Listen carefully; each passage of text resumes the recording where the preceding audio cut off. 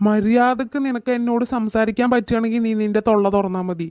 ഹാ, മരുമകളുടെ മുന്നിൽ നീ ഓരോന്ന് പറയുമ്പോൾ ഞാൻ അവിടെ മിണ്ടാതെ നിൽക്കുന്നത് നിന്നോട് ഞാൻ എന്തെങ്കിലും പറഞ്ഞിട്ട് അവളുടെ മുന്നിൽ നിന്നെ തരം താഴ്ത്തണ്ടെന്ന് വെച്ചിട്ടാണ്. മനസ്സിലായോ?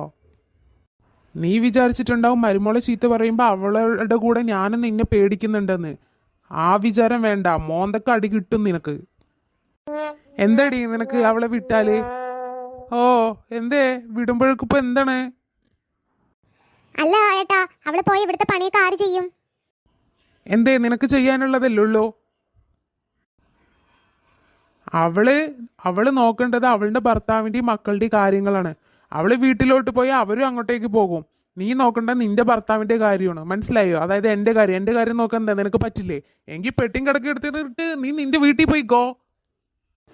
അല്ല, അങ്ങനെയല്ല ഞാൻ പറഞ്ഞത്.